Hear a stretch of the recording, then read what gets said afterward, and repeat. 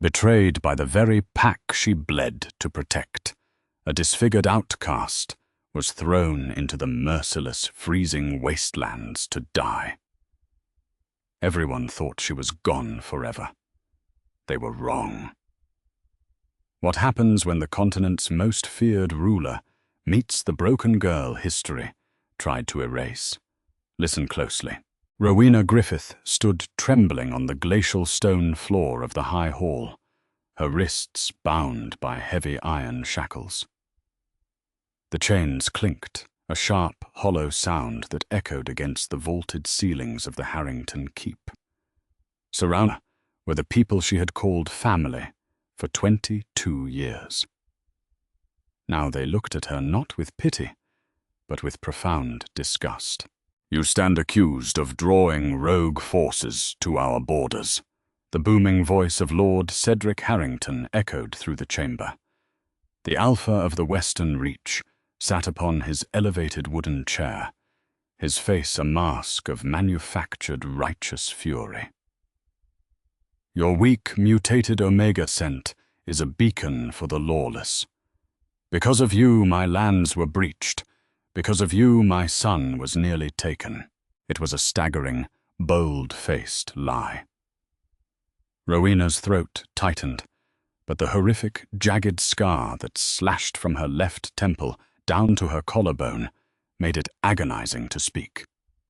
The wound was still fresh, an angry, weeping red lattice of torn flesh that she had earned just 3 weeks prior. She had thrown herself between a massive rogue lichen and Cedric's young heir, Tobias. She had taken the beast's claws to her face and throat to buy the boy time to run. She had saved the future of the Harrington line. Instead of gratitude, her sacrifice had earned her a death sentence. Beside Cedric stood his mate, Lady Vivian Carmichael. Vivian's lips were curled into a sneer as she looked down at Rowena.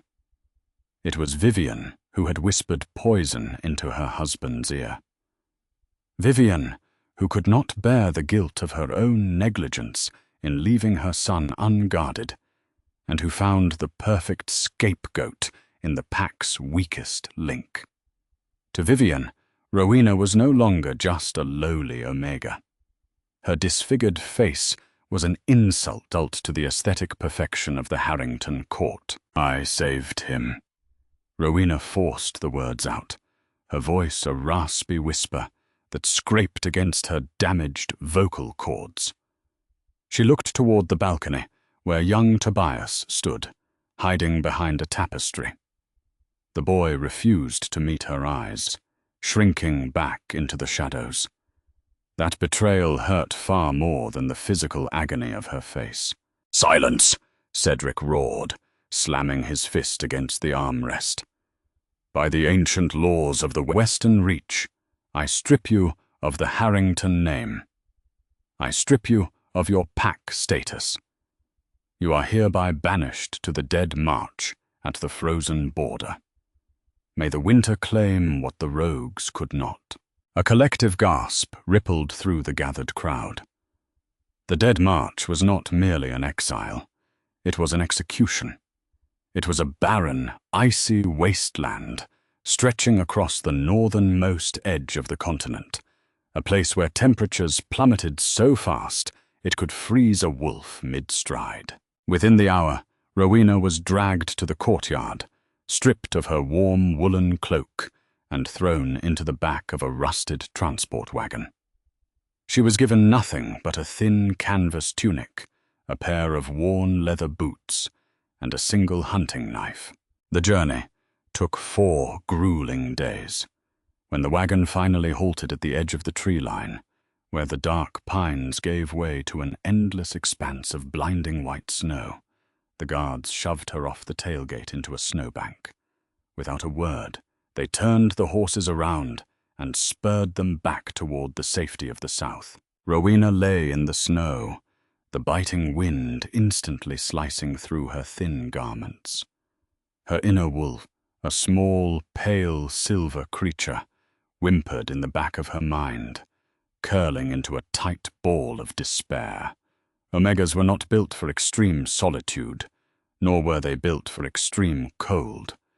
They needed the warmth of a pack, the emotional anchor of a community. To be severed from it so violently was a psychological agony that rivaled the throbbing pain of her facial scar.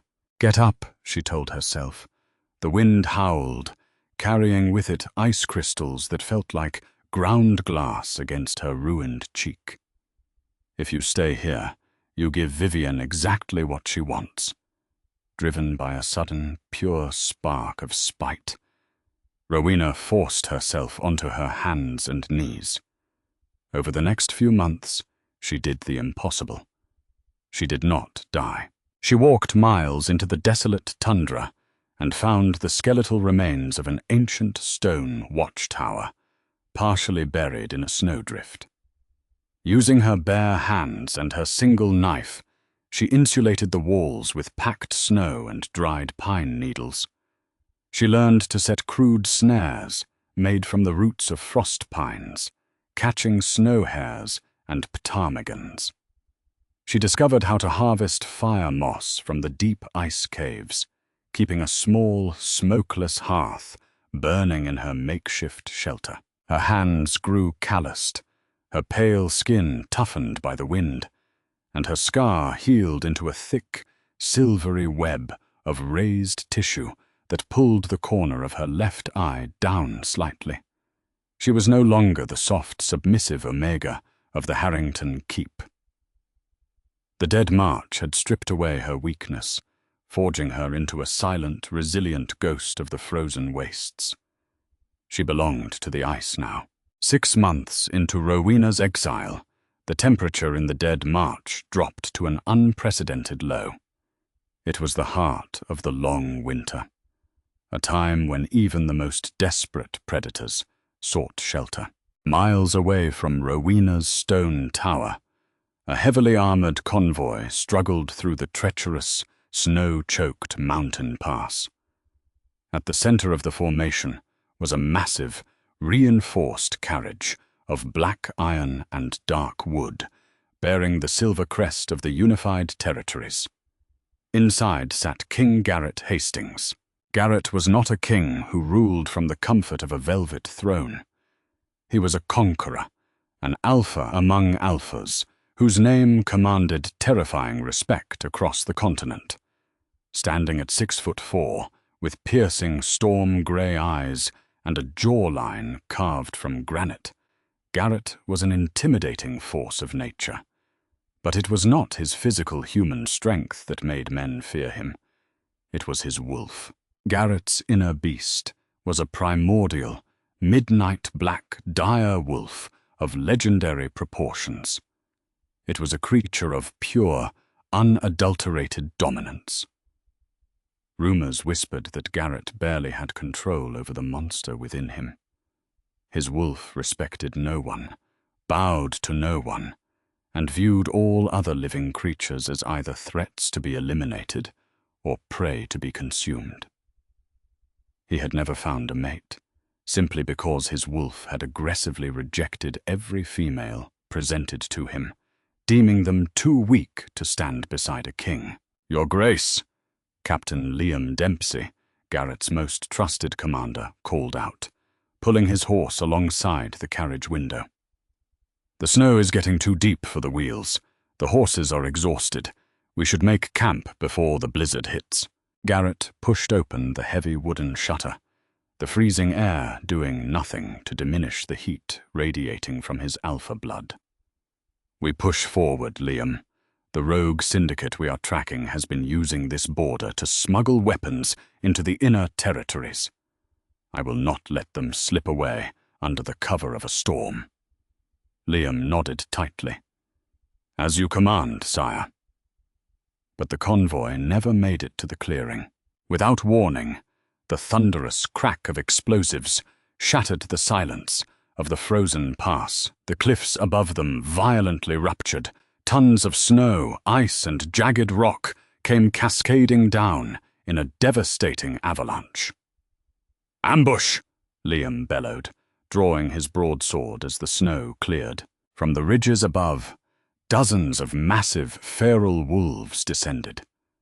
They were rogues, heavily muscled, desperate, and driven mad by the cold. There were over 40 of them, a coordinated syndicate strike aimed directly at the king. The royal guards formed a defensive ring, but the sheer momentum of the rogue assault broke their lines. Screams of men and horses filled the freezing air. High above the pass, crouched on a ledge overlooking the gorge, Rowena watched the chaos unfold. She had been tracking a wounded elk for 2 miles when the explosions rocked the valley. Peering through the swirling snow, she saw the black iron carriage. She saw the guards fighting a losing battle. She owed the southern packs nothing. They had thrown her away to die. Logic told her to slip back into the shadows and let the strangers perish. But as she watched a young guard, no older than the boy she had saved in the Harrington Keep, get thrown to the ground by a massive brown rogue, her heart clenched. Rowena dropped her hunting pack. She grabbed her makeshift longbow, carved from a sturdy ironwood branch, and knocked an arrow tightly wrapped in dried fire moss. Striking a flint against her blade, she lit the moss and took aim at a cluster of dead, highly flammable resin pines overhanging the rogue's flank. She let the arrow fly. It struck true. The resin pines erupted into a blinding wall of fire, cutting off the rogue's reinforcements and plunging the battlefield into fiery chaos. Down in the pass, Garrett Hastings felt his control snap. The scent of blood in the snow was too much. The carriage doors violently burst open, splintering into pieces as the king shifted mid-leap. Where the man had been, a monstrous beast now stood. Garrett's black dire wolf was the size of a warhorse, its fur as dark as a starless night, its eyes burning with a terrifying, unnatural silver light. A guttural roar shook the valley, a sound so horrifying that even the attacking rogues froze in sheer panic. The king did not just fight. He eradicated. The massive black wolf tore through the rogue ranks like a scythe, through wheat, snapping spines and crushing skulls with terrifying ease. Blood stained the pristine snow crimson as Garrett's beast unleashed years of pent-up, untamed aggression. Rowena scrambled down the icy cliffside, utilizing the distraction to pull the young, wounded guard away from the fray. "Hold on," she rasped, her hands gripping his heavy leather armor as she dragged him behind a massive boulder. Thank you," the guard, Finn, gasped, clutching a bleeding wound on his shoulder. The battle ended as quickly as it had begun. The remaining rogues fled into the blizzard, leaving the mangled bodies of their packmates behind. But the danger was not over. Garrett's wolf stood in the center of the carnage, chest heaving, its silver eyes wide and completely blown. The blood frenzy had overtaken the king's human mind. The beast was fully in control, and it was looking for its next target. "Sire!" Liam shouted cautiously, holding his hands up and stepping backward. "It's over! Stand down!" The black wolf snarled, a low, vibrating growl that promised death. It turned its massive head, its gaze locking not on Liam, but on the boulder where Rowena was hiding. The beast had caught a scent. Beneath the smell of blood, pine, and smoke, there was something else. Something soft. Something pulling at the very fabric of the monster's soul. Rowena stepped out from behind the boulder, intending to distract the frenzied wolf from the wounded guard. As she did, a sudden gust of wind ripped her hood back, her horrific, jagged scar was fully echoed to the harsh light of the burning pines. "Run, girl!" Liam screamed, horror lacing his voice as the massive black dire wolf charged directly at her. "Run!" Rowena didn't run. She was too exhausted, her muscles aching from the cold. She stood her ground, lifting her chin, her pale green eyes locking on to the furious, silver eyes of the beast hurtling toward her. "If this is how it ends," she thought, "then I die on my feet." The beast closed the distance in seconds, a terrifying shadow of death. But a foot away from her, the impossible happened. The monstrous wolf slammed its front paws into the snow, halting with such force that a cloud of white powder erupted around them. The ferocious snarl died in its throat, replaced by a soft, questioning whine. Rowena held her breath, her heart hammering against her ribs as the massive creature leaned in, its nose gently brushing against her ruined cheek. It inhaled her scent deeply, a shiver running down its massive spine. Then, in front of the horrified, utterly silent royal guard, the untamable Alpha King's wolf dropped to its knees. It lowered its massive head, pressing its snout directly against the scuffed toes of Rowena's worn leather boots, and let out a deep, rumbling purr of absolute submission. Deep inside the beast's mind, Garrett's human consciousness crashed back to the surface in a wave of profound, earth-shattering shock.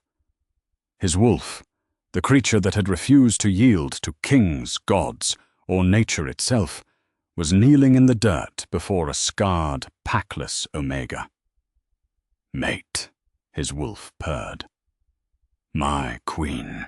The deafening howl of the blizzard seemed to vanish, replaced by the heavy, stunned silence of the royal guard. The most ruthless alpha in the known world was bowing in the snow to a banished, disfigured Omega, with a sickening crunch of reshaping bone and sinew. The massive dire wolf dissolved into the shadows, leaving King Garrett Hastings kneeling in his human form. He was naked, his powerful, battle-scarred physique immune to the biting frost as the heat of his alpha blood radiated from his skin like a furnace. Liam Dempsey, recovering from his shock, rushed forward and threw a heavy sable cloak over his sovereign's shoulders. Garrett slowly rose to his feet. He did not look at his men. His storm-grey eyes were locked entirely on Rowena. "You," Garrett breathed, his voice a deep, gravelly rumble that vibrated through the icy air. It was not a question. It was an absolute, world-shattering realization. Rowena took a cautious step backward, her hand dropping instinctively to the hilt of her hunting knife. Her heart hammered wildly against her ribs. She had spent the last 6 months trusting no one, surviving by trusting only the ice. The sudden, overwhelming scent of rain, cedar, and raw power that rolled off the king was intoxicating, but she fought the urge to submit. "I am no one's queen," Rowena rasped, her damaged vocal cords making the words sound harsh. I am a packless exile. Do not mock me." "Mock you?" Garrett took a slow, deliberate step forward, raising his hands to show he meant no harm. "My wolf has rejected princesses and high-born alphas from every territory, yet he kneels for you. You are my fated mate." Rowena's green eyes narrowed. "Fated mates are a luxury for the privileged. Out here, there is only survival. The storm is worsening. If you and your men stay in this pass, you will freeze to death before midnight." Garrett admired the fierce, unbroken spirit radiating from her. She was tiny compared to him, her face marred by a horrific wound, wrapped in rags, yet she stood with the posture of a warrior. "Lead the way, little wolf," he said softly. Rowena guided the battered convoy through the treacherous, blinding whiteout. 2 hours later, they reached the skeletal remains of her stone watchtower. The royal guards were astonished. The makeshift shelter, insulated with packed snow and glowing warmly from the smokeless fire moss, was an architectural miracle of pure survival. Inside, the wounded were tended to. Garrett sat across from Rowena near the hearth, his large frame taking up most of the small space. He watched intently as she ground a paste of dried winter root to apply to Finn Sullivan's shoulder wound. Her hands were scarred, her knuckles raw, but her touch was incredibly gentle. "Who did this to you?" Garrett finally asked, his voice low and dangerous. He reached out, his large, warm fingers hovering just inches from the jagged scar on her face. "Who dared to throw my mate into the dead march?" Rowena kept her gaze on the fire. "Lord Cedric Harrington, of the Western Reach." A deadly silence fell over the small stone room. Garrett's jaw tightened. Harrington, the man who petitioned for more military funding, claiming his borders were overrun by rogues. "I was the scapegoat," Rowena said quietly, finally looking up at him. She told him everything. She spoke of the rogue Lycan, of saving young Tobias, of Vivian's lies, and of the sham trial that condemned her to die in the ice. As she spoke, Finn Sullivan approached the king, limping slightly. "Sire," the young guard interrupted gently, holding out a heavy leather pouch. "I pulled this off the body of the rogue leader you killed in the pass. You need to see this."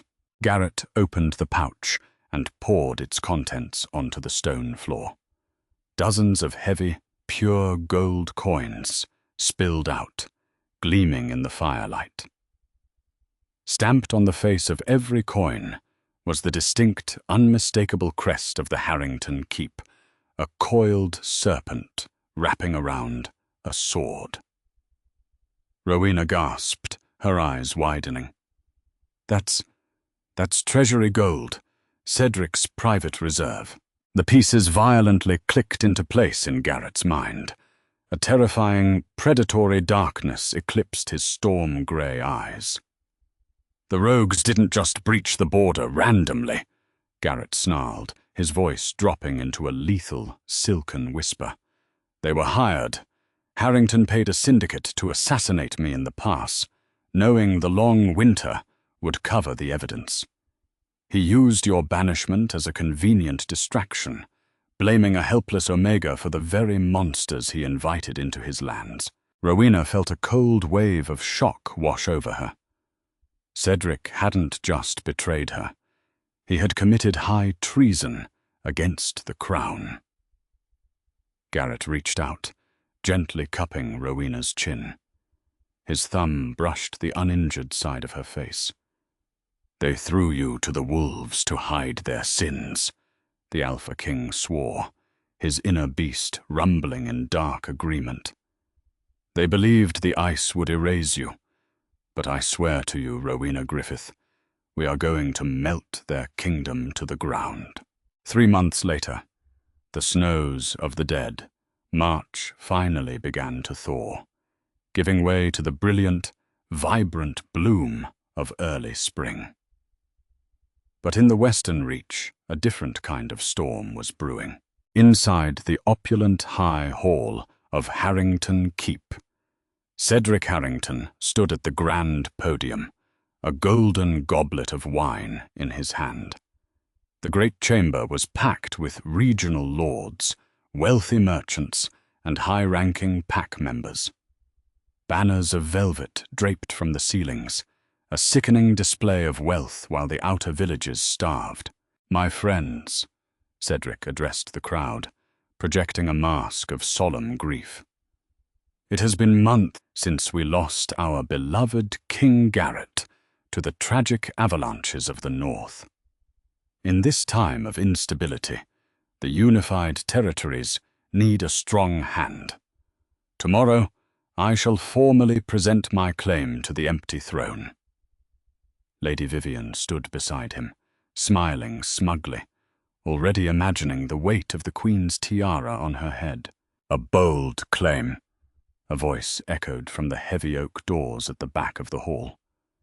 It was not a shout, but the sheer, commanding weight of it made every hair on the back of Cedric's neck stand up.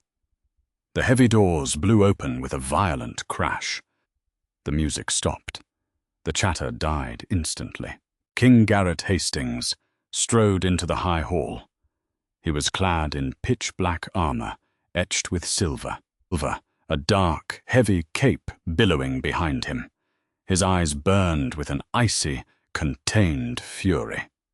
Flanking him were 50 of his elite royal guard, their hands resting ominously on the hilts of their broadswords.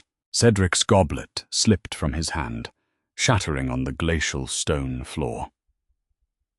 "Your Grace," the Alpha stammered, the blood draining completely from his face. We thought you perished in the long winter."